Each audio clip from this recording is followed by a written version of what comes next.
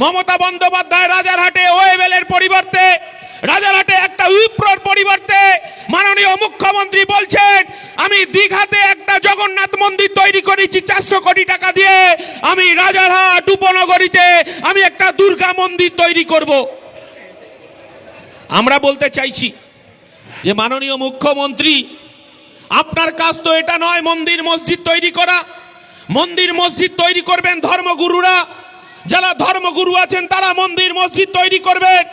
এই রাজ্যের মানুষ আপনার কাছে বিকল্প চেয়েছিল, এই রাজ্যের মানুষ আপনার কাছে কলকারখানা নতুন তৈরি হবে, এই রাজ্যের উইপ্রো, এই রাজ্যের ওয়েবেলের মতো তারা কোম্পানি এসে বেকার যুবকের কর্মসংস্থান তৈরি হবে।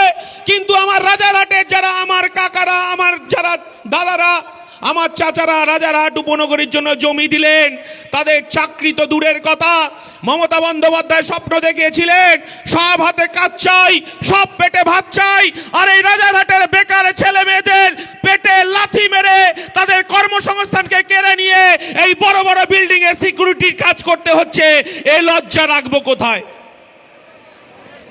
আমরা প্রতিবাদ করছি যখন এই রাজ্যের বেকার যুবক, এই রাজ্যের খেটে খাওয়া শ্রমজীবী মানুষ, এই রাজ্যের পরিযায়ী শ্রমিক যারা দিনের পর দিন আমার পশ্চিমবঙ্গের বাইরে চলে যাচ্ছে, তখন আমরা প্রতিদিন দেখছি যে মুসলমান মহল্লায় মসজিদে অকাল বোধন হচ্ছে। আমরা কি দেখছি? মসজিদে মসজিদে কফিনবন্দি দেহ আসছে এবং জানেজার নামাজের আহ্বান জানাতে হচ্ছে। এই জিনিস আমরা বন্ধ করতে চাইছি।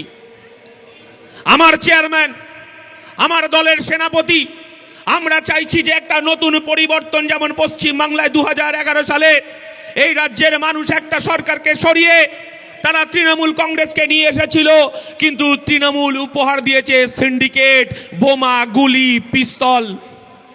বেকার যুবকের হাতে বোমা, গুলি, পিস্তল তুলে দেওয়া হয়েছে। বাইক বাহিনীর নাম করে মহল্লায় মহল্লায় গিয়ে সাধারণ খেটে খাওয়া শ্রমজীবী মানুষের গণতান্ত্রিক অধিকারটাকে লুট করা হয়েছে। গণতান্ত্রিক ভোটাধিকারকে লুট করা হয়েছে। আমরা বলতে চাইছি এই জিনিস তো সহ্য করা যায় না। মানুষের গণতান্ত্রিক অধিকারকে ফেরত দিতে হবে, গরিব খেটে খাওয়া শ্রমজীবী মানুষের অধিকারকে ফেরত দিতে হবে। এই চাঁদপুর গ্রামের মানুষ পঞ্চায়েত নির্বাচন দেখেছে, পঞ্চায়েতের লুটের ভোট দেখেছে। আমরা বলতে চাইছি যে 100 দিন লুটের ভোট হয়েছে, লুটের পঞ্চায়েত হয়েছে, কিন্তু 100 দিনের কাজ বন্ধ হয়ে গেল। এই 100 দিনের কাজ বন্ধ হয়ে গেল, লুটের ভোট হয়েছে, কিন্তু 100 দিনের কাজের অধিকারটাকে ফেরত পেল না কেন?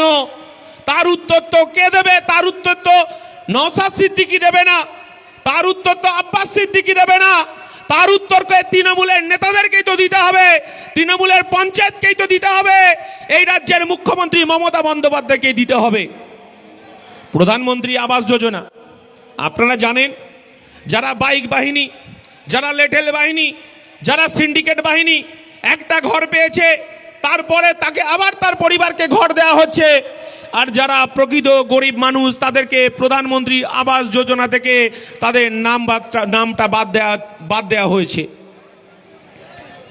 এসসি এসটি সার্টিফিকেট, যারা এসসি এসটি সার্টিফিকেট পাওয়ার কথা, এই তৃণমূলের পঞ্চায়েত, এই তৃণমূলের নেতারা সেই এসসি এসটি যারা প্রাপক তাদেরকে বঞ্চিত করে উচ্চবর্ণের মানুষের হাতে এসসি এসটি সার্টিফিকেট তুলে দিয়েছে।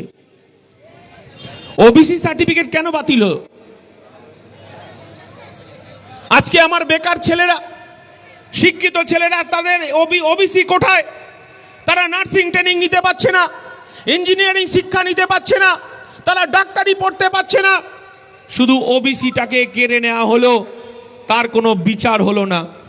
আমরা বলতে চাইছি যে তৃণমূলের হাতে যদি ক্ষমতা থাকে, এই রাজ্যের সংখ্যালঘু, এই রাজ্যের আদিবাসী, এই রাজ্যের দলিত, এই রাজ্যে পিছিয়ে পড়া মানুষ তারা সুরক্ষিত নয়। আমরা বলতে চাইছি পরিবর্তন করতে হবে। এরপরে তৃণমূলের নেতারা নামবে। কে বিজেপি?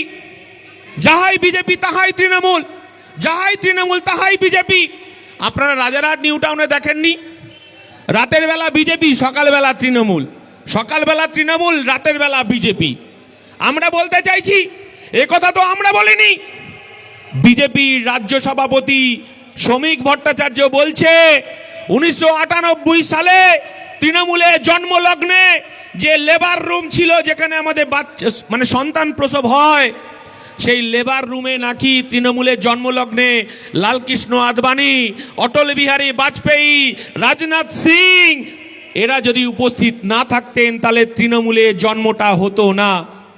আমরা বলতে চাইছি আমাদেরকে শিক্ষা নিতে হবে, আমাদেরকে মেরুদণ্ড সোজা করে আমাদের লড়াইটা দিতে হবে। রাজারহাট উপনগরীর দিকে, রাজারহাট শিল্পনগরীর দিকে এই রাজ্যের কোটি কোটি বেকার যুবক তাকিয়ে আছে। এই রাজ্যে দুর্গা, তিনি মাননীয় মুখ্যমন্ত্রী বলছেন যে আমি রাজারহাটে একটা দুর্গা মন্দির তৈরি করব। দুর্গা মন্দির তৈরি করবে কে? দুর্গা মন্দির তৈরি করবে যারা ধর্মযাজক, যারা ধর্মগুরু, তারা তো তৈরি করবে। কিন্তু আমরা বলতে চাইছি মাননীয় মুখ্যমন্ত্রী, এ কাজ তো আপনার নয়, এই কাজটা ধর্মগুরুরা করবে। সেই কাজ আপনি করছেন এই রাজ্যের সংখ্যালঘু মুসলমান, আদিবাসী, দলিত, মতুয়া, হিন্দু, সমস্ত জাতি ধর্ম নির্বিশেষে তার করের টাকায় আপনি আবার কয়েকশো কোটি টাকা খরচ করে দুর্গা মন্দির তৈরি করবেন। আমরা বলতে চাইছি এই রাজ্যের ধর্ম খেলা চলছে। আমরা তো এই জিনিস